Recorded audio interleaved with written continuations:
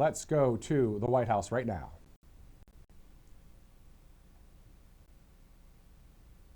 On this very newsy day, to say the least. I have a couple of updates for you this morning, or this afternoon. As you know, this morning, the president spoke to President Putin of Russia. They spoke at length, and the president released a statement following that conversation in great detail. I can also confirm that the president just recently got off the phone with President Zelensky of Ukraine. His truth is as follows. I just spoke to President Zelensky of Ukraine. The conversation went very well. He, like President Putin, wants to make peace. We discussed a variety of topics having to do with the war, but mostly the meeting that is being set up on Friday in Munich, where Vice President J.D. Vance and Secretary of State Marco Rubio will lead the delegation. I am hopeful that the results of that meeting will be positive. It is time to stop this ridiculous war where there has been massive and totally unnecessary death and destruction. God bless the people of Russia and Ukraine. I myself just spoke to the president about these calls, and he told me to tell all of you they were very good calls, they were very positive, and the administration is wholeheartedly committed to a peace deal to end once and for all the Russia-Ukraine war. More on that later. I'm sure you'll have more questions to ask. This week, the president has continued to deliver on his promises to the American people. According to new polling that was released at the beginning of this week by CBS News, an overwhelming 70% of Americans said that President Trump is following through on what he pledged to do during his historic campaign. The poll also revealed that Americans see President Trump as a tough, energetic, focused, and effective leader fighting hard to improve their lives and our country. And yesterday, in particular, was a truly special day for the United States of America. Thanks to the great leadership of President Trump and the strong and tough leadership of President Trump, Mark Fogel, an American teacher detained by Russia, was returned to American soil and met with the president here at the White House last night. Special Envoy Steve Witkoff and the rest of President Trump's incredible national security team helped negotiate the exchange that secured Mark Fogel's release. This event shows a good faith effort from Russia, and it's a sign, as I just said, that we are moving in the right direction to end this brutal war. Malphine Fogel, Mark's 95-year-old mother, was understandably very worried that she would never see her son again after his arrest in 2021. Mrs. Fogel was actually slated to join President Trump on stage at the July 13th Butler, Pennsylvania rally to speak out for Mark. And then the infamous assassination attempt against President Trump took place. But that day, before the rally, President Trump promised Mark's mother that when he returned to the White House, he would bring her son home. God saved President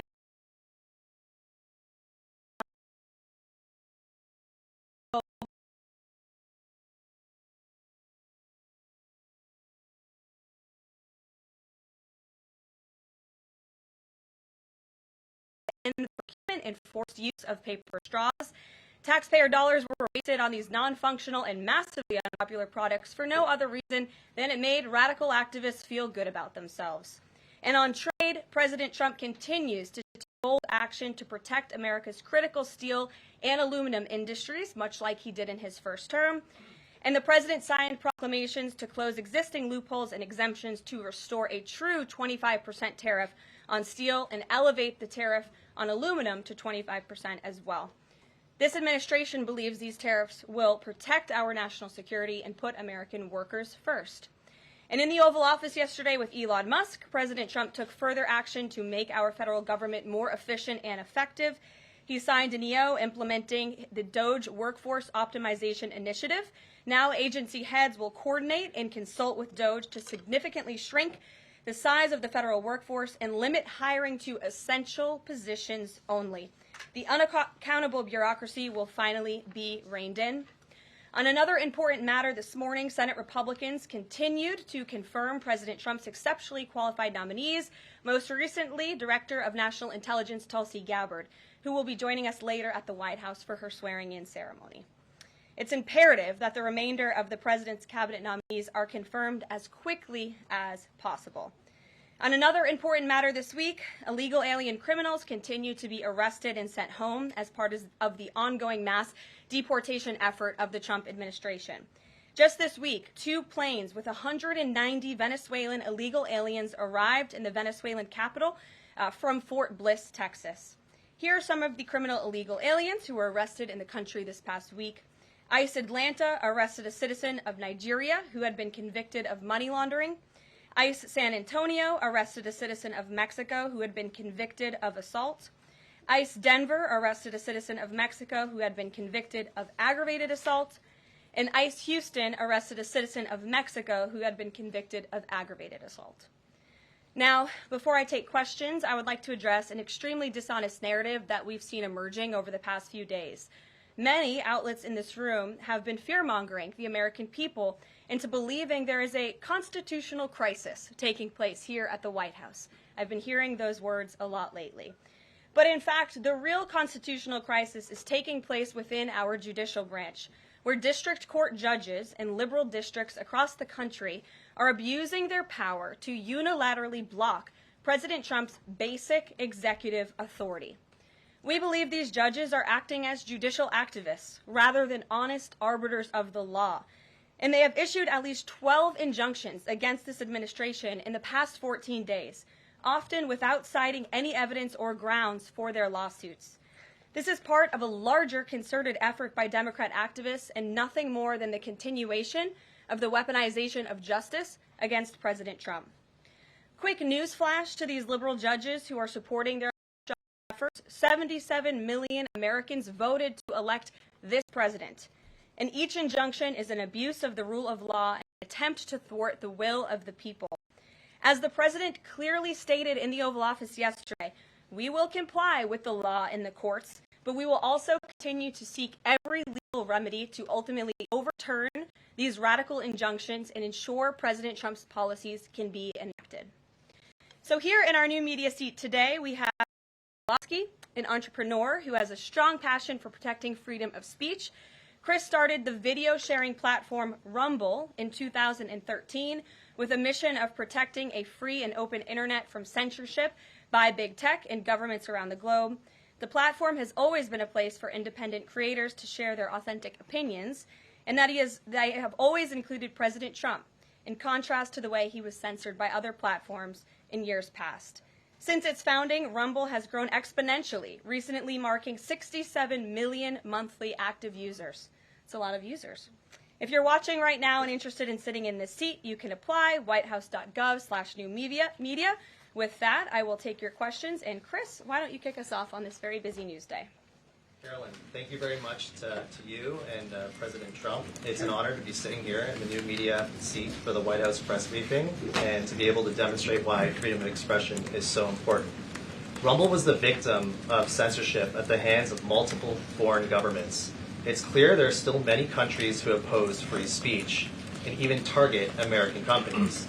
Can you describe what the administration will do to protect U.S. interests and values worldwide? Sure. Well, thanks for the very important question. And I think that free speech and ending censorship, both here at home and also abroad, is an important part of President Trump's agenda. I think first, President Trump has led by example on this front as the leader of the free world, the President of the United States, with his show of access and transparency on a daily basis. The President takes questions from all of you almost every single day and really reveals what he's thinking and feeling, and I think that serves as a great example to the rest of the world. As for tangible actions that the President has signed, he did sign an executive order, I believe on day one, certainly within the first week of this administration, to restore free speech and stop government-sponsored censorship here at home. And the EO made it very clear that federal employees are not allowed to engage in any activity that would infringe upon the American people's right of free expression. So I think the President has led quite strongly on this. And I would just add, this is part of the reason we have a new media seat, to invite new voices into this room. Again, we're going to need to expand this room because so many people are interested, and we're very excited about that. It's a privilege to cover this White House, but we want all voices to be heard. So thanks for being us with here, Chris, and I hope you enjoy the briefing. Sure. Jordan. Thanks. Data out this morning showed that consumer prices were up across a variety of goods, and just before that report, though, President Trump called for lower interest rates. The Fed said it's holding rates steady to try and tamp down further inflation. So how would lowering rates help keep inflation in check for the American people? Well, first of all, on the inflation point, we did receive those numbers, and they were worse than expected, which tells us that the Biden administration indeed left us with a mess to deal with. It's far worse than I think anybody anticipated, because unfortunately the previous administration was not transparent in where the economy truly was. We know people at this very podium told the American people that inflation was transitory and that it would go away. That was not the case. And now the last report of the Biden administration, as revealed today, shows that inflation is still about 4.5% higher over the past 3 months. This is an indictment on the Biden administration's mismanagement of the inflation crisis and their lack of transparency in addressing it. As for tackling inflation and interest rates, the president has made his position on this very clear. He wants interest rates to be lower, he wants inflation to be lower, and he believes that the whole of government economic approach that this administration is taking will result in lower inflation. I have said that from this podium many times. The president had record low interest rates and inflation rates in his first term. He believes that the economy can handle it and withstand it. And we're doing a lot to tackle the inflation effort on this front. It's a whole of government economic approach, and I've talked about what we're doing to tackle inflation quite a few times from this podium. The reciprocal tariffs, that's going to come before Prime Minister Modi's visit tomorrow? I do believe it will come before the Prime Minister's visit tomorrow, and I will let the President discuss the details on the reciprocal tariff front. But this is something he believes strongly in, and it's very simple logic as to why the President wants to impose reciprocal tariffs. It's the golden rule, which we all learned when we were growing up in school. Treat others the way you want to be treated. And far too many nations around this world have been ripping off the United States of America for far too long. And that's why the president believes this will be a great policy that will benefit American workers and improve our national security. JJ. On Doge and the fraud claims, Elon Musk in the Oval yesterday gave us some information on that. We're just wondering if there's some proof, evidence. Is the White House willing to share evidence of those fraud claims, or can Elon Musk come to the briefing room and share material evidence of what he's talking about? Sure. I would love for Elon Musk to come to the briefing room. That's why we had him go to the Oval Office yesterday, where I think he provided great answers. He was in terms, speaking common sense to all of you in the media, but also to Americans at home. But I would say especially to all of you in the media, because I think it's a real fallacy that there's this alleged lack of transparency when it comes to Doge. President Trump and Elon Musk have been incredibly transparent on what Doge is doing. There is an X account with the Doge handle. They are tweeting out what they are doing on a daily basis. They have a website where they are posting the receipts of the contracts that they are reviewing and the payments that they have stopped from going out the door. The secretaries of our departments have stopped from going out the door. And I would also say that before it was Elon Musk making our government efficient and accountable, it was some unnamed bureaucrat that none of you knew. Elon Musk is the richest man in the world. He's also now one of the most highly scrutinized men in the world alongside President Trump because of what he's doing and the access that he is allowing. So there's great transparency. As for the actual receipts, we are happy to provide them, and I actually brought some today because all of you know I love to bring the receipts. We have contracts upon contracts that we can send and provide this information to you. Let me be very clear. We are not trying to hide anything. We have been incredibly transparent, and we will continue to be. These are screenshots of contracts that Doge found across our government. This is a DEI contract, $36,000 for U.S. citizenship and immigration services. That is against the president's policies and his America First agenda. This is a $3.4 million contract, a Council for Inclusive Innovation at the U.S. Patent and Trademark Office, Department of Commerce, another DEI contract that Doge identified. I can continue to go through these. Oh, I love this one, $57,000 for climate change in Sri Lanka. What is this doing to continue the interests of the American people? Absolutely nothing. These are the line items across the federal government that Doge is identifying daily. They're moving very fast. There's a lot of paper that we can show you, but we're happy to do it. This administration has been more than transparent about what Doge is doing. And here's one of their tweets that they posted about the mine. I believe this is in Pennsylvania, where the federal employee retirement system is being processed. Did anybody know this was even happening in our country before Elon Musk talked about it in the Oval Office yesterday? A lot of Americans didn't. So we are providing transparency and accessibility on a daily basis when it comes to Doge. And I also have a Doge Daily report, if anybody would like it, on all of the things that they are identifying and finding. We're happy to provide this information to you. We're talking about it every single day. Are all those things you just mentioned fraud, or are they waste, or are they just contrary to the president's policies? I would argue that all of these things are fraudulent, they are wasteful, and they are an abuse of the American taxpayer's dollar. This is not what the government should be spending money on. It's contrary to the president's priorities and agenda. And again, we can continue to provide you the that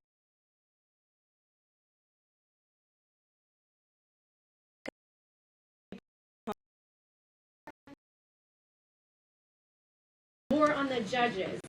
Does the White House believe the courts have the authority to issue these wide injunctions?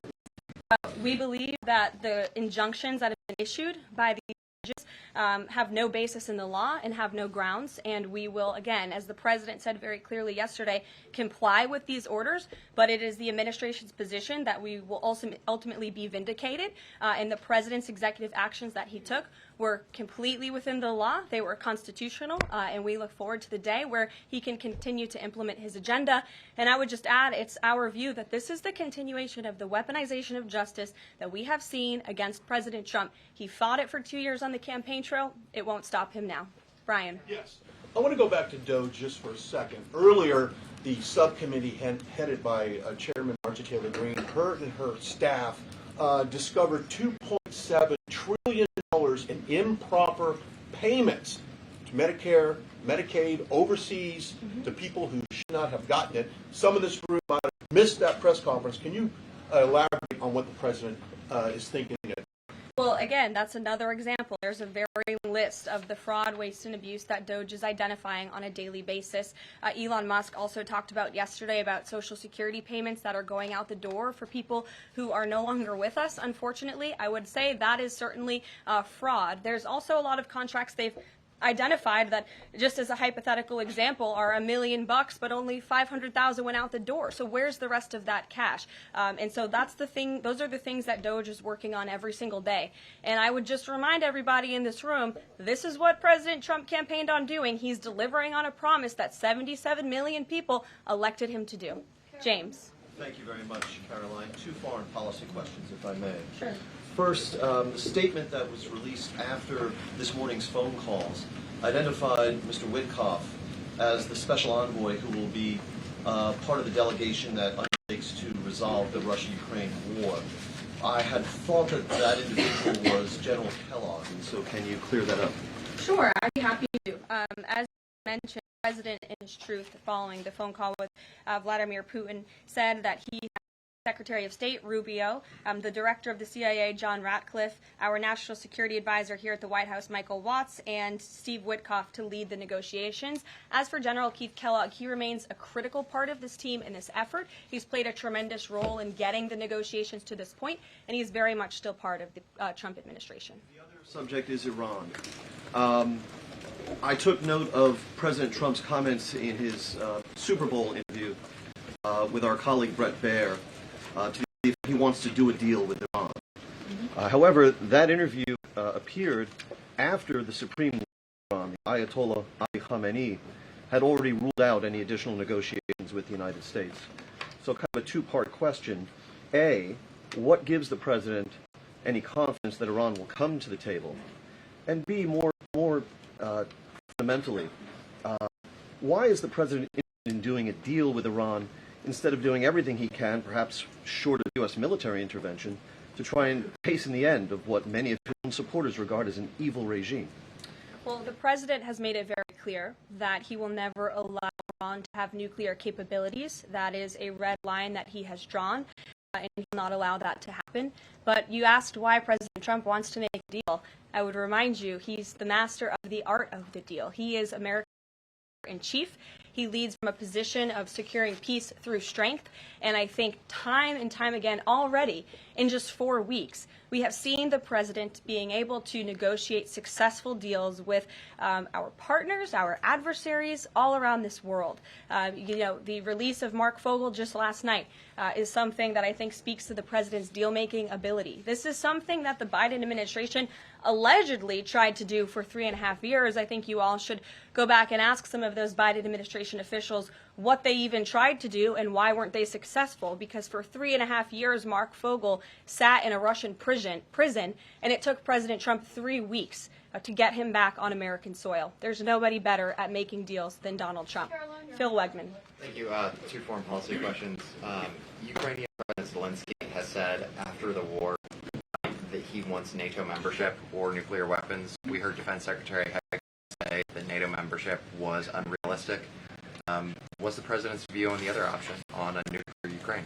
I have not talked to President Trump about Ukraine's NATO membership or their nuclear capabilities. I would leave it to him to discuss.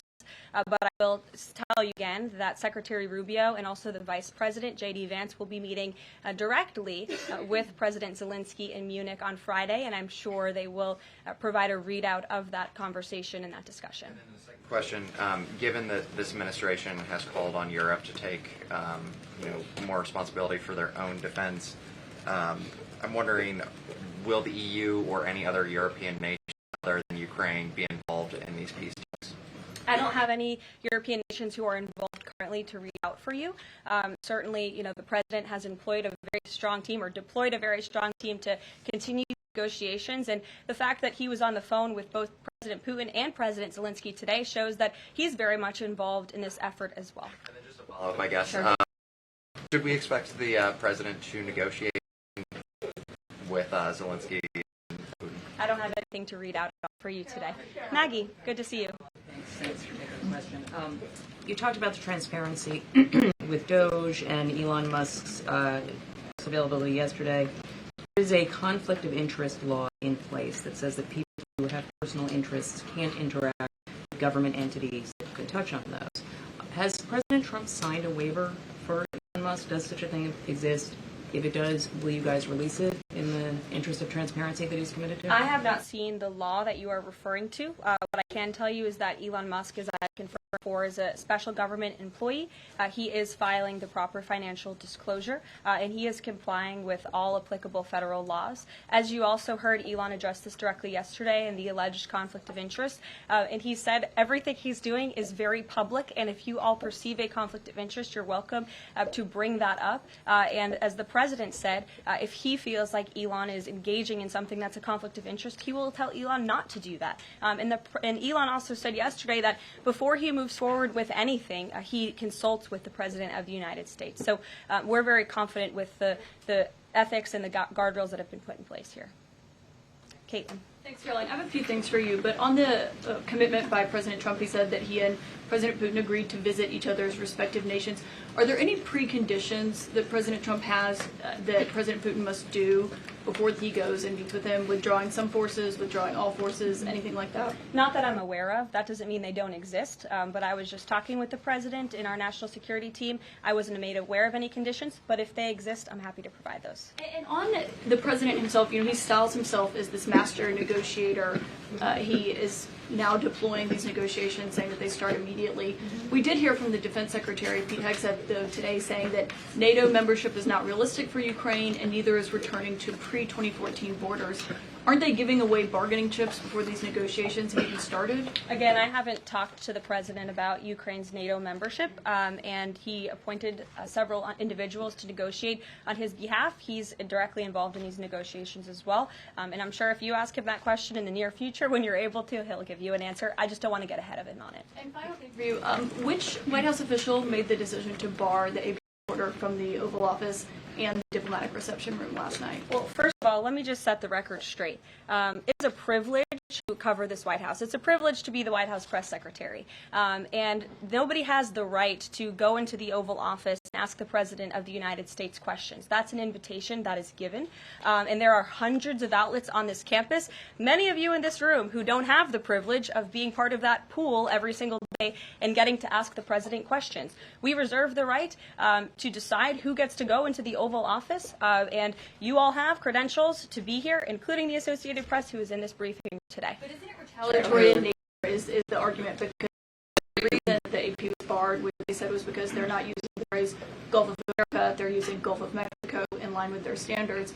And so the question here is this setting the White House will retaliate against reporters who don't use language that you guys believe reporters should use? And how does that align with the First Amendment commitment that you were talking about? I was very upfront in my briefing on day one that if we feel that there are lies being pushed by outlets in this room, we are going to hold those lies accountable. And it is a fact that the body of water off the coast of Louisiana is called the Gulf of America. And I'm not sure why news outlets don't want to call it that, but that is what it is. The Secretary of Interior has made that the official designation in the Geographical Identification Name Server, and Apple has recognized that. Google has recognized that. Pretty much every other outlet in this room has recognized that body of water as the Gulf of America, and it's very important to this administration that we get that right, not just for people here at home, but also for the rest of the world. The prisoner exchange with Russia coming at the same time as the president is now announcing negotiations to end the war in Ukraine. The timing of that is hard to ignore. Was Ukraine discussed as part of this prisoner swap? I was not involved in those discussions, so I can't comment on whether that came up or not. What I can say is that this was a very good deal for the United States of America and for the rest of the world. As you know, we have confirmed that the Russian who will be returning home very soon, Alexander Vinnik, was a non-violent crypto criminal, and as part of this exchange, he has forfeited more than $100 million that he obtained in that illegal crime. And in exchange, of course, we got Mark Fogel, who is a middle school teacher who kissed the American soil, but kissed the ground last night when he returned to the United States of America. It was a great deal and a great day for our country, and I think everybody, regardless of political affiliation, agrees with that. And was Russia made aware ahead of time of the parameters that the administration and Secretary Hegseth was going to be announcing today? The NATO perimeters? Yes. I'm not sure. You'd have to ask Secretary Hegseth in the Defense Department on that, since he announced them. Jackie. Thank you, Caroline. Just to be clear, so when we're listening for a shift in position on U.S. policy, should we only listen to the President and maybe not the Secretary of Defense? Because what he outlined today would represent a shift in U.S. policy. I'm not saying that. I'm just saying I speak for the President of the United States behind this podium, and I will let him discuss that. Can you tell us any more about the next hostage releases? I understand that Americans coming out today. Sure. I'm glad you asked. It speaks to President Trump's deal-making ability, and we can confirm the safe release of one American and two individuals from Belarus, one of whom worked for Radio Liberty. Out of respect for the privacy of these individuals, their request, we have no further details to announce on their identities, but we can confirm that one American was released today, and it's a remarkable victory on the heels of Mark Fogel returning to America last night. Anything on who the U.S. might be releasing in exchange? I don't have details on that at this moment. I don't have details on that at this moment. I do know that these three individuals have been released and are on their way home to their respective countries. Caroline, thank you so much. Can you explain how President Trump envisions the war in Russia and Ukraine coming to an end? Does he expect Ukraine to hand over all the territory in question? Again, these negotiations are ongoing. I will allow the president to divulge any red lines that he may set, but I think as deals in the past have come to fruition, the president has proven one of the things that makes him a very effective negotiator is not revealing what he's anticipating from both sides, but he is at the forefront of these negotiations in addition to the very qualified individuals who he's tasked with speaking to both President Putin and President Zelensky. And speaking of deals, a meeting with the President of the United States offers any foreign leader credibility. Was it part of the prisoner swap with Fogel that President Trump agreed to meet with Putin? Again, I was already asked this question. I said I was not made aware of that, but we can certainly get you an answer on that. I'll check in with the NSC. Sure, Monica. Thanks, Caroline. It's clear that this administration is dedicated to both truth and transparency. We know that with Doge, but we also know that because this administration recently announced it's going to declassify the assassinations of Martin Luther King Jr., JFK, and RFK. I'm wondering, is it likely that we're going to see more information regarding the assassination attempts on the president's life while he was on the campaign trail? In regards to the assassination of the individual, as you mentioned, President Trump signed that executive order directing the respective agencies to do it. I know that that process continues and is ongoing. He's committed to transparency and the declassification of these very important files that I think many Americans are not only interested in learning about, but also have the right to know about. As for the two heinous assassination attempts on the president's life, he's spoken to this publicly. I've spoken to him about it privately. And, as he said publicly to all of you, he feels he has a right to know about further information about the individuals who tried to kill him, tried to take his life. And so if and when we get that information, I'll leave it up to the president to decide whether or not he would like to reveal it. But I believe in the effort of transparency that we've seen consistently from this president, he certainly will. Daniel. Thanks, Caroline. I wanted to ask you about the $59 million that FEMA sent to New York City migrant hotels. Secretary Kristi Noem just put out a statement saying that she's clawed back the full payment that FEMA activists unilaterally gave to NYC migrant hotels. She wrote, "Mark my words, there will not be a single penny spent that goes against the interest and safety of the American people." What does the response of the Trump administration send to any federal bureaucrats that are thinking about obstructing the president's agenda? They will be held accountable. The president is signing executive orders daily, and he expects all officials across the administration, regardless if they are a political appointee or if they are a career bureaucrat, to adhere to the will of the American people and the 77 million Americans who re-elected President Trump. He is here for a reason, and he is focused every day on implementing his administration's goals and sending $59 million to a migrant hotel to house illegal immigrants when there are still people in North Carolina and California who have not received FEMA funding is not something that this administration is going to tolerate. Deanna. Thank you so much, Karoline. One on New York and one on Russia, please. On New York City Comptroller Brad Lander is accusing DOGE of clawing back $80 million that was intended for New York City FEMA funding. Wondering if you've heard about that figure, if that figure is and why that money was taken back. I have not heard about that figure. DOGE is moving very quickly, but I can get the receipts and gladly send them to you. I know that story is likely of great interest to the New York Post. And then one John. Russia, please. Sure. Is President Trump waiting for a kind of signal or an action from Putin to go to Russia? And would he be willing to go to Ukraine in the future? I don't have any decisions to make on the president's potential visit to Russia or any in-person meeting at this time. John.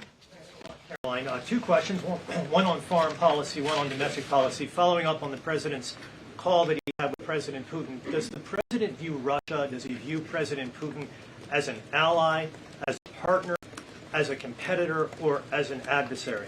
I believe this nation views Putin and Russia as a great competitor in the region, at times an adversary, but as the president has said as well, he enjoys having good diplomatic relationships with leaders around the world, finding that common ground, also calling them out when they are wrong and leading from a position of peace through strength. That's the president's greatest strength, and we've seen that again, time and time again. And then as you pointed out in your statement regarding the confirmation of Tulsi Gabbard, there was one Republican who voted against the nomination of Tulsi Gabbard. It was Senator Mitch McConnell.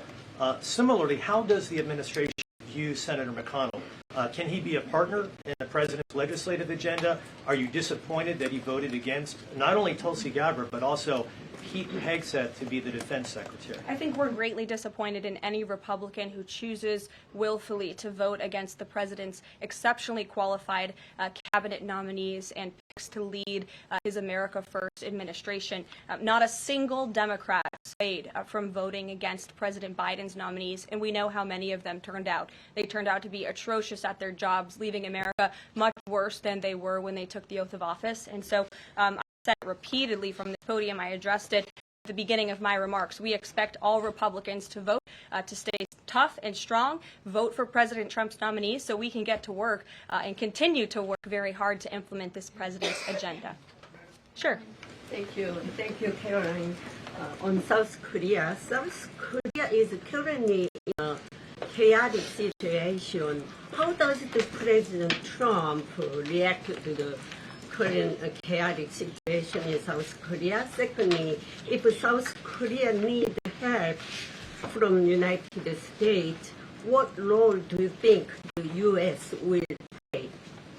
Sure. I haven't spoken to the president about the ongoing situation in South Korea. I would defer you to his previous statements, and I can also see if I can get you something new from the National Security Council, who I'm very confident the officials that are focused on South Korea are on this. I just haven't spoken to them about it, but I'm happy to provide that for you. Thank you, Caroline. Does Elon Musk have power of the presidency? Absolutely not. Right. I asked that question.